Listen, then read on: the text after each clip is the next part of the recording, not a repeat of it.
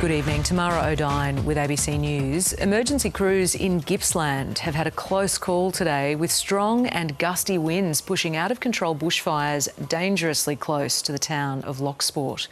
Hundreds of firefighters have been working to contain 3 major fires that have now torn through more than 20,000 hectares.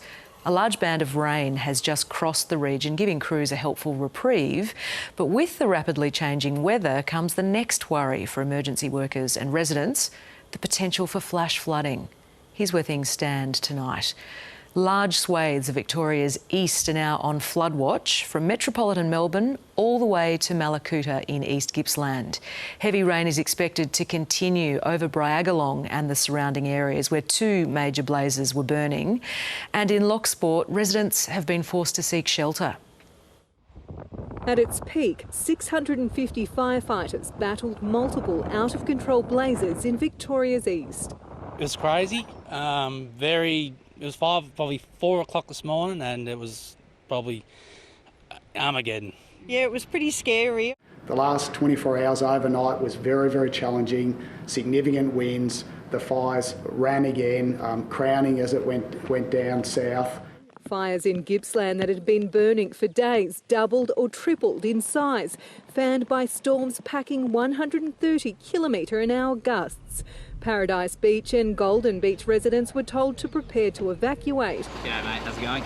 People in Seacombe and Locksport were told it was too late to leave and to take shelter near the water's edge after a fire jumped Longford Locksport Road, cutting off the community from a land exit. We've only got one option to move people from Locksport at the moment, and that's by boat. The people at the marina are safe. A separate bushfire burning in Bryagalong north of Maffra had devoured 17,000 hectares by mid-afternoon. It was in there, and they were probably shooting up 50 to 60 metres in the air.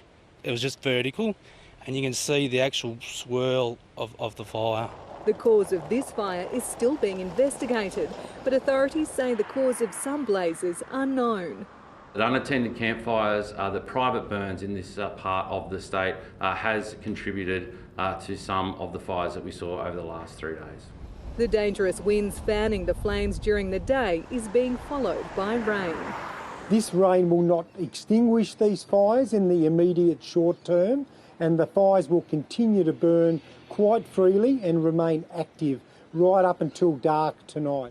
But the rain has been steadily increasing throughout the afternoon. Here on the edge of the Bryagalong fire, the ground is becoming saturated, bringing some welcome relief, and it should end the fire threat by morning. But it's also sparked several warnings for potential flash flooding across river crossings and roads across eastern Victoria. Abby Dinham, ABC News, Gippsland. And Abby is in Sale tonight, where a relief centre has been set up, and she joins us now. Abby, the rains have now come through. How are authorities preparing for the next phase of the emergency? Good evening, Tam. Well, we've certainly gone from one extreme to the other in Gippsland today. Those hot, dry, windy conditions overnight have been replaced with this cold, wet weather that's been going throughout the day. They're predicting Gippsland could see up to 150 mils of rain overnight, sparking concerns for flash flooding. But while that's come as a bit of a relief to those fighting the fires, it's also bringing its own difficulties in the clean-up when we need to get those roads cleared and bring down any hazardous trees. Now, the relief centre behind me has closed for tonight.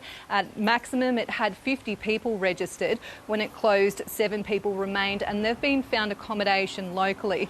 At this stage, Tam, though, there is no plans to reopen it tomorrow. Abby Dinham in Sale, thank you.